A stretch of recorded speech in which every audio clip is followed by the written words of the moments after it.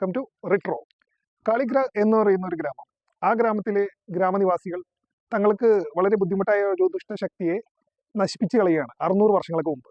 എന്നാൽ പിന്നീട് ആ ഗ്രാമം ശൂന്യമാക്കപ്പെടുന്നു. കാരണം ഈ ദുഷ്ടശക്തി തങ്ങളുടെ പിന്നാലെ ഉണ്ടെന്നുള്ള തോന്നൽ കാരണം ഗ്രാമവാസികളെല്ലാം ആ ഗ്രാമം വിട്ടു പോവുകയാണ്.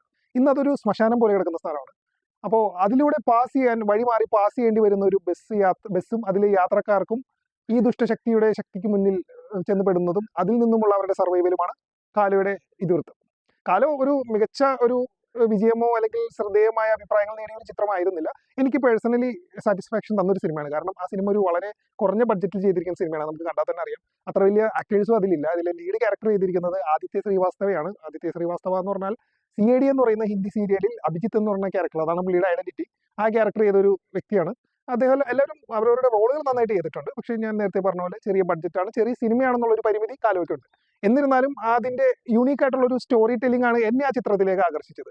നിങ്ങൾ ഇംഗ്ലീഷ് ചിത്രം ജീപ്പേഴ്സ് ക്രീപ്പേഴ്സ് കണ്ടിട്ടുണ്ടെങ്കിൽ ആ ചിത്രത്തിനോട് ചില സമാനതകളും ഈ ചിത്രത്തിന് തോന്നിയേക്കാം. അപ്പോൾ വെറുതെ ഇരിക്കുന്ന സമയത്തൊക്കെ യൂട്യൂബിൽ ആ ചിത്രം ഉണ്ടെന്നാണ് എനിക്ക് തോന്നുന്നത്. ഇല്ലാന്നുണ്ടെങ്കിൽ OTT-യിലാണെങ്കിലും വെറുതെ ഒന്ന് കണ്ടു നോക്കാവുന്ന ഒരു ഹൊറർ ചിത്രം തന്നെയാണ് കാലോ.